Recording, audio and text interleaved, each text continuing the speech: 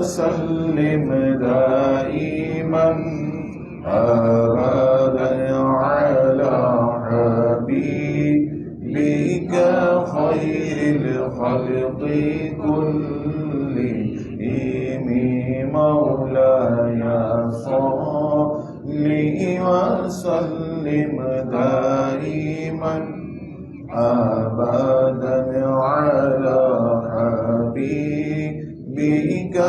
خير الخلق كلهم محمد سيد الكونين والثقلين محمد سيد الكونين والثقلين والفريقين من عرب ومن عجم مولاي صل وسلم دائما أبدا على حبيبك خير الخلق كلهم।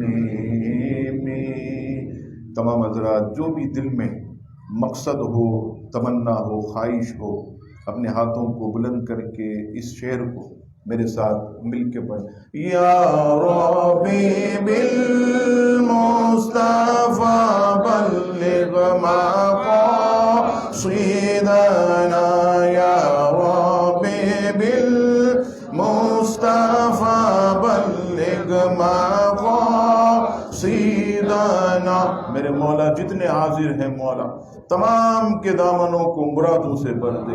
या रब्बी बिल मुस्तफा बल्लिग मक़ासिदना या रब्बी बिल मुस्तफा बल्लिग मक़ासिदना वग़फ़िर लना मा मदा या वासिअल करम मौलाय सल्लि वसल्लिम दाइमन अबदन अला हबीबिक खैरिल खल्क़ि कुल्लिहिम। सुम्मा रिदा अन अबी बकर व अन उमर सुम्मा रिदा अन अबी बकर व अन उमर व अन अली व अन उस्मान ज़िल करम मौलाय सल्लि वसल्लिम दाइमन अबदन अला हबीबिक खैरिल खल्क़ि कुल्लिहिम। अल्लाहुम्मा सल्लि वसल्लिम व बारिक अलैहि। अल्हम्दुलिल्लाहि रब्बिल आलमीन वस्सलातु वस्सलामु अला अशरफिल अंबियाइ वल मुरसलीन अम्मा बअदु फ़अऊज़ु बिल्लाहि मिनश शैतानिर रजीम बिस्मिल्लाहिर रहमानिर रहीम। अल्लाह तबारक व तआला का करोड़ा एहसान है कि रब्बे करीम ने ज़िंदगी में एक मरतबा फिर हमें शबे बराअत नजात और छुटकारे की रात अता फरमाई।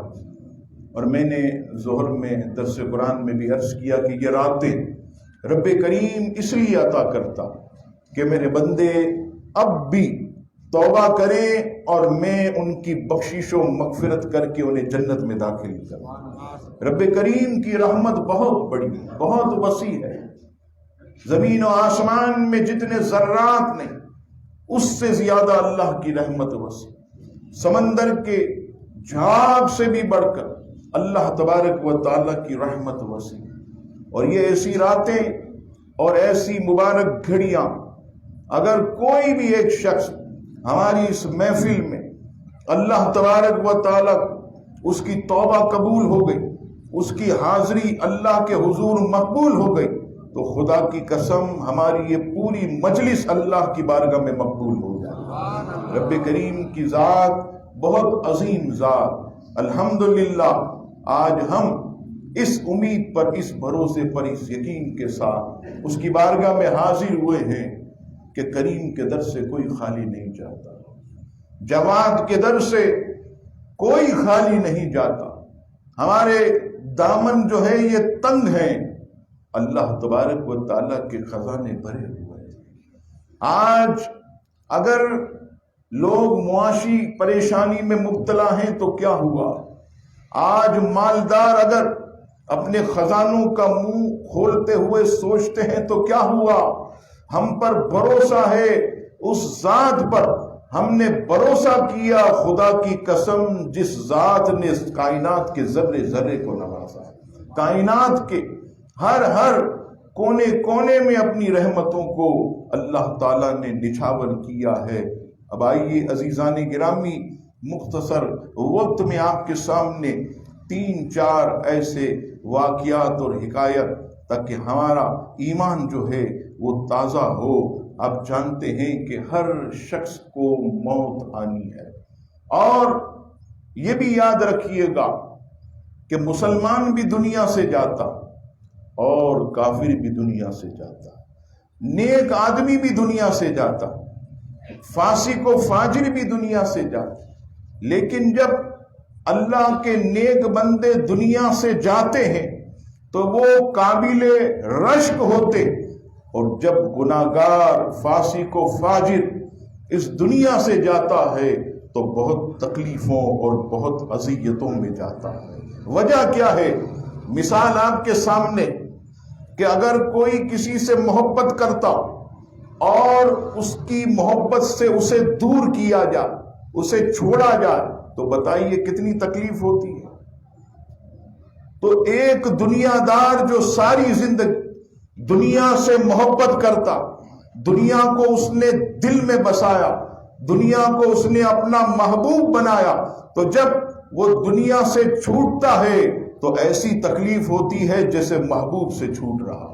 اور جس نے اپنے اللہ سے محبت کی، جس نے حضور علیہ السلام سے سچی الفت کی، وہ جب اس کے انتقال کا وقت آتا تو حضرت ملک الموت جب اس کے سامنے کھڑے ہوتے ہیں تو وہ کہتا ہے، اے اللہ کے پیارے فرشتے، ارے جلدی میری روح قبض کر، میں قریب ہی اللہ سے ملنا چاہتا ہوں، میرے دل میں مولا کی ملاقات مچل رہی ہے، میرے دل میں حضور صلی اللہ تعالی علیہ وسلم کے جلوے ایسے بسے ہوئے ہیں کہ کب وہ وقت آئے۔ کسی شاعر نے کتنی پیاری بات کی کہ قبر میں سرکار آئیں تو میں قدموں پر گروں، گر فرشتے بھی اٹھائیں تو میں ان سے یوں کہوں، اب میں پائے ناز سے اے فرشتوں کیوں اٹھوں، مر کے پہنچا ہوں یہاں اس دلربا کے واسطے۔ تو کسی کی محبت جو ہے عزیزان گرامی، دنیا اس سے محبت کرتا ہے، اس کی موت کڑوی ہوتی ہے، کسی کی موت جو ہے یہ لذیذ ہوتی ہے۔ کوئی مر کر محبوب سے چھوٹتا ہے، کوئی مر کر محبوب سے مل جاتا ہے۔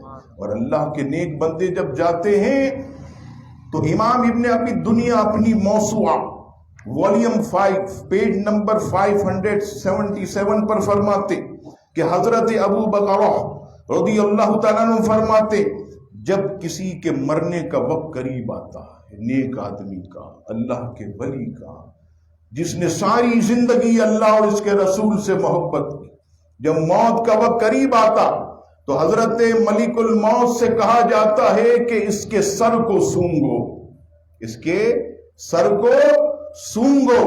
جب ملک الموت اس کے سر کو سونگتے ہیں تو کہتے ہیں اللہ اکبر، اس کے سر سے تو قرآن کی خوشبو آ رہی ہے، اس کے سر سے قرآن کی مہک، قرآن کی خوشبو آ رہی۔ پھر کہا جاتا ہے اس کے دل کو سونگو۔ حضرت ملک الموت اس کے دل کو سونگتے ہیں، اے مبارک دنوں میں روزہ رکھنے والوں، اے ماہ رمضان کے پورے روزے اللہ کی رضا کے لیے رکھنے والوں مبارک ہو۔ ملک الموت جب اس مومن کے دل کو سونگتے ہیں تو کہتے ہیں خدا کی قسم اس کے دل میں سے روزوں کی خوشبو آ رہی ہے۔ پھر حضرت ملک الموت کہا جاتا ہے اس کے پاؤں کو سونگو، یہ وہی پاؤں ہیں جہاں سے انسان کی روح ناخن کے اندر سے کھینچ کھینچ کر نکالی جائے، ایسا کھینچ کے۔ آپ نے کبھی دیکھا میت کا جسم کیوں اکڑ جاتا ہے؟ میت کی زبان بعض اوقات کیوں باہر آ جاتی ہے؟ آنکھ پھٹی کی پھٹی کیوں رہ جاتی ہے؟ اس کے جسم سے پیشاب کیوں نکل جاتا ہے؟ آپ نے ہمیں یہ حکم دیا گیا کہ مرحوم کو استنجا کرایا جائے، پردہ رکھنے کا حکم ہے غسل دینے والے کو کہ وہ کسی سے نہ کہے کہ پیشاب نکل گیا تھا یا پاخانہ نکل گیا تھا۔ ایسا ہوتا ہے غسل دینے والا پردہ رکھتا، وجہ کیا ہے کہ موت کی تکلیف اتنی شدید ہوتی ہے کہ اس کا پیشاب جاری ہو جاتا، اس کا پاخانہ جاری۔ بڑے بڑے پہلوان جو اکڑ کر چلتے ہیں، اپنے آپ کو بہت کچھ سمجھتے ہیں، جنہوں نے دنیا کے اندر لوگوں کو کاٹا، جنہوں نے دنیا میں رہ کر لوگوں کو دھوکے دیے، ان کی موت بھی بڑی شدید ہوتی ہے۔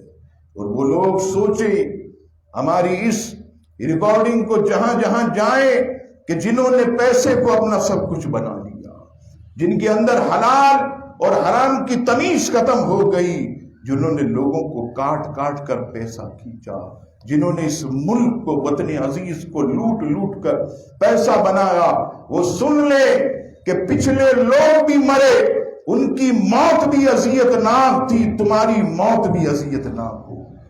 تمہاری بھی روح جسم سے جب نکلے گی تب تمہیں پتا چلے گا کہ موت کی تکلیف کیا ہوتی ہے۔ پھر نمازی یہی نیک بندہ فرمائیں گے اس کا پاؤں سونگو، اے نمازیوں مبارک ہو، اے فجر میں اٹھنے والوں تمہیں مبارک ہو، اے ظہر عصر مغرب عشاء کا خیال رکھنے والوں مبارک ہو۔ حضرت ملک الموت جب اس کے پاؤں سونگیں گے تو کہیں گے خدا کی قسم اس کے پاؤں میں سے قیام کی خوشبو آ رہی ہے۔ یہ تو اللہ کے حضور کھڑا رہتا تھا، یہ تو مولا کے حضور قیام کرتا تھا۔ پھر اس کے بعد یہ ندا آئے گی، اس شخص نے اپنے نفس کی حفاظت کی، رحمان نے اس بندے کی حفاظت کی ہے۔ اور فرمایا طبقات حنابلہ میں فرمایا کہ حضور علیہ الصلوۃ والسلام کا ارشاد، جب ملک الموت اللہ کے ولی کے پاس جلوہ گر ہوتے تو سب سے پہلے کہتے ہیں السلام علیکہ یا ولی اللہ، السلام علیکہ یا ولی اللہ، اے اللہ کے دوست تجھ پر سلامتی ہو۔ اور پھر کیا کہتے ہیں اے اللہ کے ولی اس مکان سے اٹھ، اس ویران مکان سے تو اٹھ جا، تو نے اس کو ویران کیا، اب چل میں تجھے تیرے رب کی جنت میں لے چلوں جس کو تیرے رب نے آباد کیا۔ اور جب گناہ گار اس دنیا سے جاتا ہے دنیا دار، تو حضرت ملک الموت کیا کہتے ہیں اٹھ اور نکل جا۔ اور حالت کیا ہوتی ہے؟ آنکھوں سے آگ کے شعلے نکل رہے، بھیانک کالی صورت، خطرناک، اور اتنے بڑے بڑے بال، اور بالوں سے بھی آگ کے انگارے۔ تو کہتا اٹھ نکل جا ادھر سے، تو نے اس دنیا کو آباد کیا، اب میں تجھے ایسی قبر میں لے جاؤں گا کہ جس کو اللہ نے تیرے لیے ویران کر رکھا۔ عزیزان گرامی، حقیقت میں ہم آپ اتنے کمزور جسم کے مالک ہیں کہ ہم تو ذرہ برابر بھی اللہ کے عذاب کو برداشت نہیں کر سکتے۔ یقیناً یہ وہ مبارک راتیں اور دن ہیں کہ جس رات میں اللہ تبارک و تعالیٰ سے سچی توبہ کی جائے تو رب کریم اپنے بندوں کو معاف کر دیتا، اپنے بندوں پر خاص لطف و کرم فرماتا ہے. اور الحمدللہ آپ دیکھیے کہ یہ تو وہ مبارک رات ہے کہ جس کے اندر مسلمانان عالم اپنے مرحومین کی قبروں پر جاتے ہیں. اور نبی پاک صلی اللہ تعالی علیہ وسلم ارشاد فرماتے میرے غلاموں میں تمہیں پہلے منع کرتا تھا کہ قبرستان مت جایا کرو، لیکن اب میں تمہیں حکم دیتا ہوں کہ قبرستان جاؤ.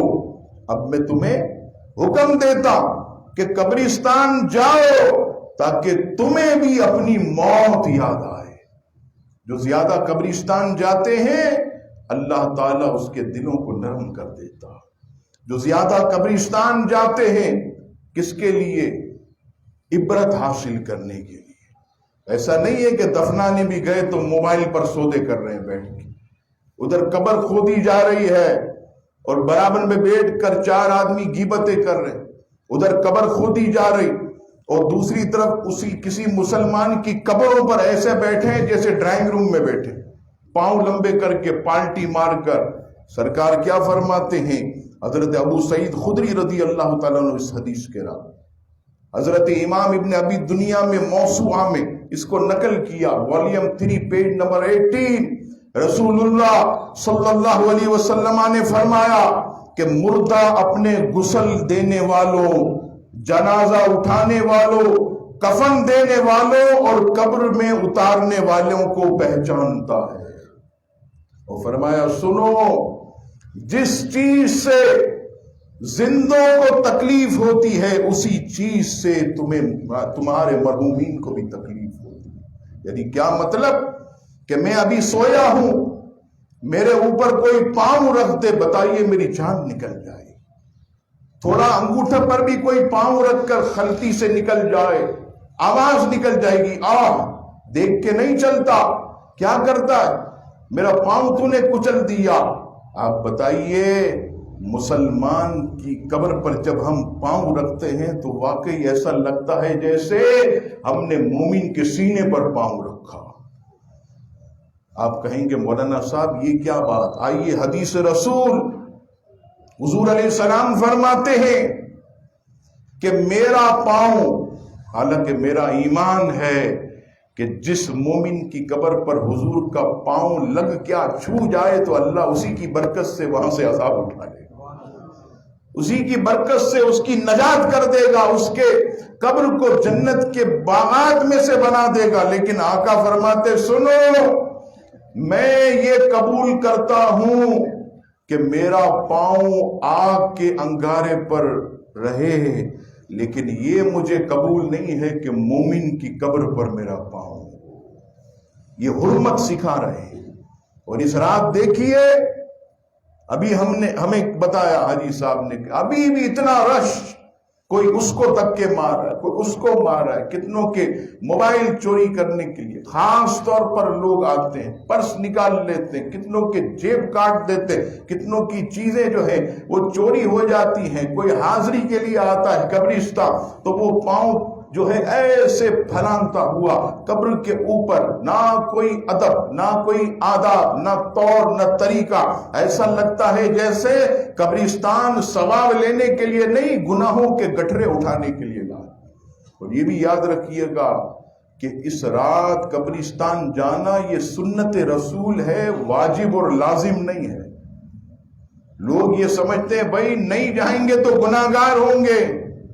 آپ پورا سال ہے، 365 دن ہیں، آپ کسی دن بھی چلے جائیں. ہاں یہ الگ بات ہے کہ کوئی ایسا قبرستان جہاں پر رش نہ ہو وہاں آپ چلے جائیں، جہاں پر عوام اتنی نہ ہو وہاں حاضری دے دیں. لیکن جو بڑے بڑے قبرستان ہیں وہاں اتنا رش ہوتا ہے کہ قبروں کی تعظیم تو چھوڑیں، اس کا تقدس بھی پامال کیا جائے.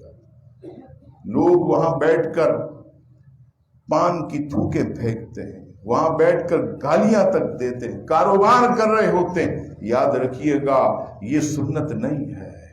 سنت وہ ہے کہ جو بآسانی کسی کو تکلیف دیے بغیر آدمی قبرستان حاضری دے. کوئی حرج نہیں، آپ فجر میں چلے جائیں، فجر میں موقع نہ ملے تو آئندہ فجر میں چلے جائیں. کوئی حرج نہیں. ہو سکتا ہے آپ اس نیت سے کہ قبروں کی بے ادبی نہیں ہوگی اور اس کے ساتھ ساتھ کسی مسلمان کو تکلیف نہیں پہنچے گی. اللہ کی رحمت سے امید ہے کہ 15ویں رات سے بھی زیادہ اللہ تعالیٰ آپ کو اجر و ثواب عطا فرمائے. اللہ کی ذات تو کریم ہے. تو یہ بھی کوشش کرے کہ قبرستان جب جائیں تو کسی بھی قبر پر پاؤں نہ ہو. ہاں اگر اندر ہے قبر تو آپ 2 قبروں کے بیچ میں سے احتیاط سے چلے جائیں اگر جانا ضروری ہے تو، اور اگر ضروری نہیں ہے تو باہر ہی سے آپ فاتحہ پڑھ لیں. اللہ تبارک و تعالیٰ قبر میں مرحومین کو اجر و ثواب عطا فرمائے. قبر میں مرحومین کو اس کا ثواب اور اجر عطا فرمائے گا. اور یہ بھی یاد رکھیے گا کہ جب ہم اپنے مرحومین کے جنازے کو لے کے جاتے ہیں ہمیں ایسا لگتا کہ یہ بالکل ختم، اس کے اندر کوئی چیز نہیں. حالانکہ آپ دیکھیے کہ وہ اصل اس کی آنکھ اب کھل چکی. جو دنیا سے گیا حضرت علی فرماتے ہیں اب اس کی اصل آنکھ کھلتی کہ 60 سال گزارے، 70 سال گزارے، 90 سال گزارے، ارے میں نے کیا کیا، ہاتھ میں تو کچھ نہیں. تو وہ کیا کہتا ہے؟ حدیث پاک میں آیا موسوعہ امام ابن ابی دنیا حدیث نمبر 35. سیدنا فاروق اعظم اس حدیث کے راوی رسول اللہ صلی اللہ علیہ وسلم فرماتے کہ جب مردے کو لوگ اٹھا کر 3 قدم چلتے ہیں تو وہ مردہ اپنے ساتھ چلنے والوں سے کلام کرتا. یہ اللہ کے رسول فرماتے. ہمیں آواز نہیں آتی، جنات کو آواز نہیں آتی. فرمایا انسان اور جنات کے علاوہ ساری مخلوق اس کی آواز کو سنتی ہے. اور فرمایا اگر رب چاہے تو کسی اور کو بھی سنا دے، رب چاہے تو کسی انسان کو بھی سنا دے. وہ کیا کہتا ہے؟ کہتا اے بھائیوں، اے میری لاش کو اٹھا کر جانے والوں، دنیا تمہیں دھوکے میں نہ ڈال دے جیسے اس نے مجھے دھوکے میں ڈال دیا. یعنی لمبی عمر کی خواہش، لمبی لمبی امیدیں، پلاننگ، دنیا سے محبت، آخرت کو پسے پش ڈال دینا. فرمایا دیکھو تمہیں دھوکے میں نہ ڈالے جیسا مجھے ڈال دیا. میں خالی ہاتھ جا رہا ہوں. اور کہتا ہے کہ زمانہ تم سے نہ کھیلے جیسے زمانے نے مجھ سے کھیلا. اور آپ دیکھیے کتنا پیسہ ہم جمع کرتے ہیں، کتنا مال لوگ جمع کرتے ہیں.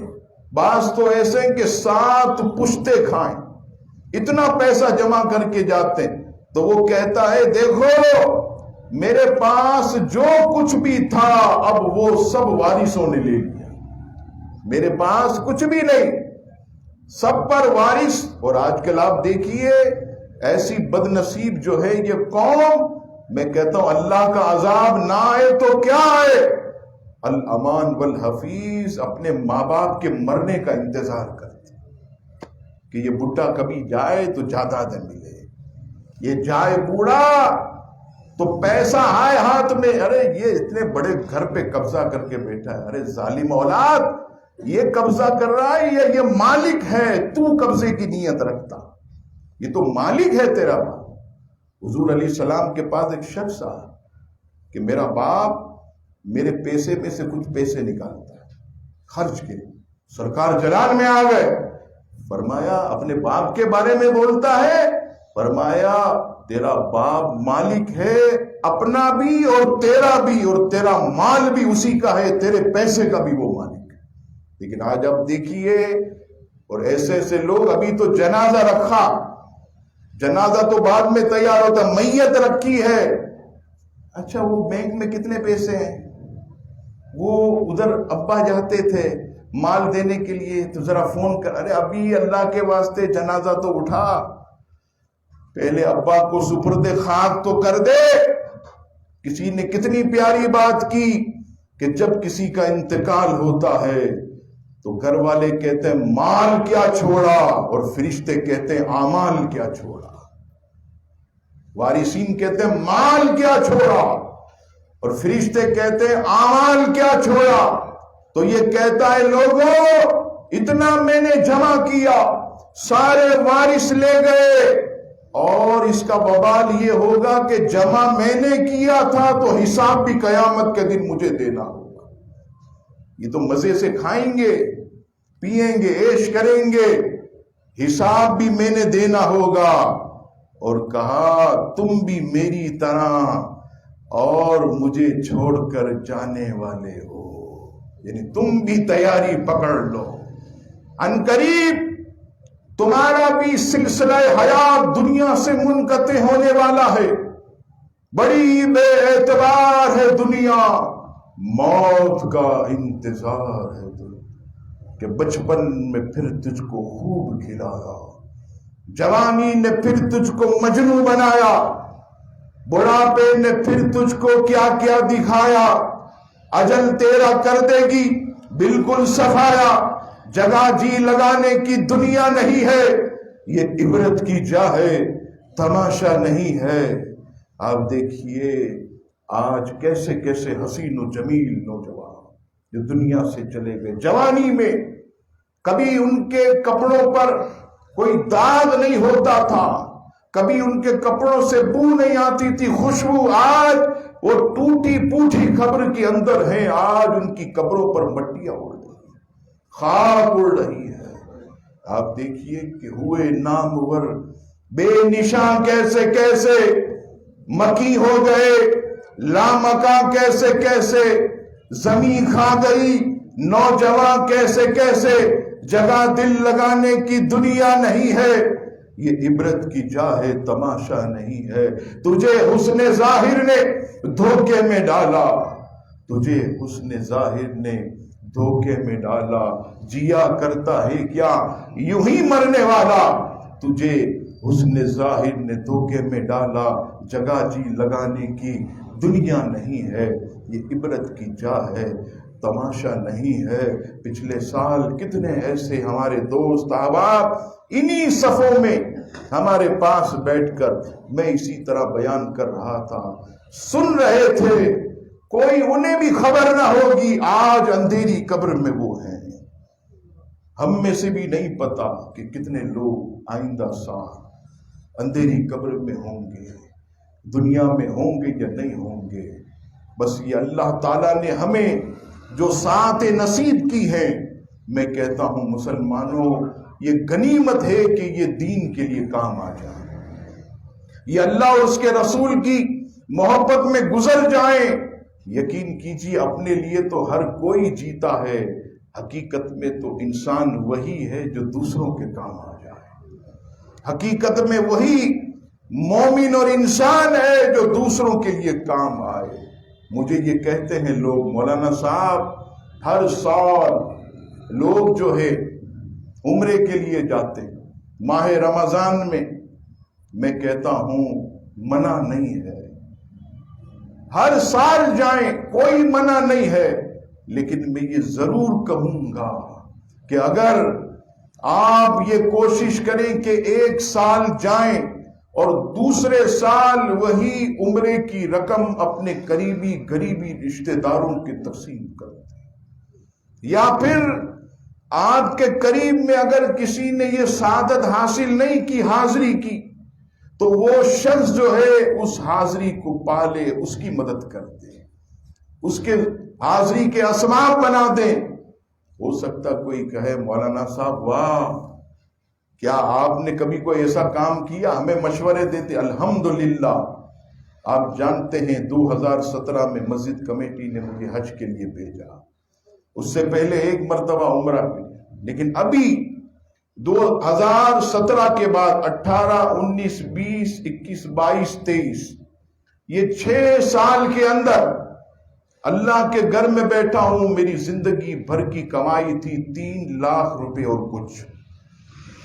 بہت دل چاہ رہا تھا کہ میں حضور کی بارگاہ میں حاضری دے دوں، لیکن جب میں نے اپنی بہن کی طرف دیکھا، وہ غریب ہے، مچلتی، میں بھی مدینے جاؤں، اللہ گواہ ہے، صرف دکھاوا نہیں، یہ آپ کے لیے دلیل بنانے کے لیے عرض کر رہا ہوں، میں نے وہ ساری زندگی کی جمع پونجی اٹھا کر اپنی بہن اور بہنیں کو کہ سالہ سال سے تڑپتے ہیں، الحمدللہ انہوں نے بھی اللہ کے گھر کی زیارت کر لی۔ دیکھیں اس طرح بھی ہو سکتا ہے، ابھی کچھ نہیں ہے، وہ سب دے دیا۔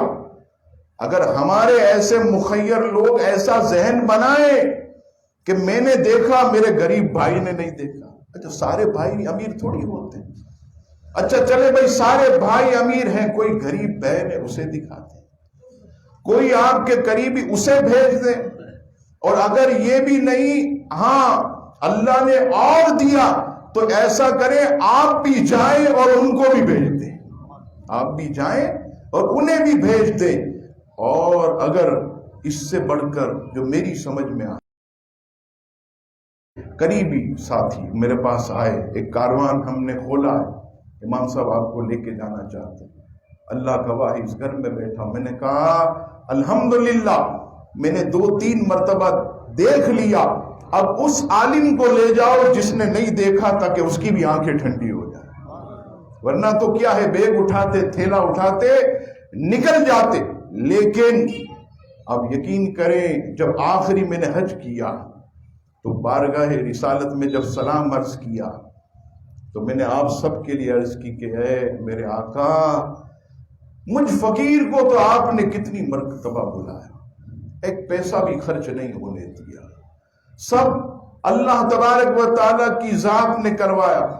یا رسول اللہ آپ کی کرم نوازی میں 3 بار آیا، اب یا رسول اللہ جنہوں نے دعاؤں کے لیے کہا ہے، جو ہم سے محبت کرتے ہیں، اب انہیں بلاتے رہیے، اب انہیں بلائے تاکہ ان کی آنکھیں ٹھنڈی ہو، ان کا کلیجہ ٹھنڈا ہو، جو یہ کہتے ہیں مولا اس وقت تک موت نہ دے جب تک تیرے مبارک گھر خانے کعبہ کو آنکھوں سے نہ دیکھ لے، اس وقت سے پہلے موت مت دیجیو جب تک تیرے حبیب کی سنہری جالیاں نہ دیکھ لے، گنبد خضرا نہ دیکھ لیں۔ تو یہ بھی ایک چیز ہے۔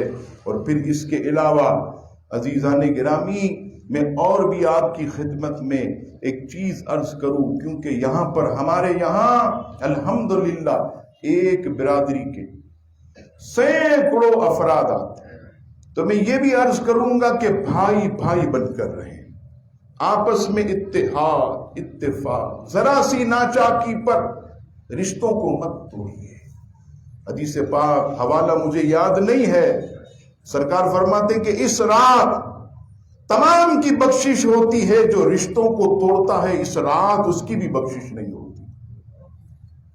اور دوسری چیز کہ جن جن لوگوں نے آپس میں ایک دوسرے کو بیٹیاں دی ہیں اور بیٹیاں لی ہیں، ان سے بھی میری گزارش ہے کہ اگر کوئی اونچ نیچ ہوتی ہے لڑکے والے کی طرف سے یا لڑکے کی طرف یا لڑکی کی طرف سے یا لڑکے والوں کی، تو خدا کے واسطے صبر کریں، رشتوں کو نہ توڑیں۔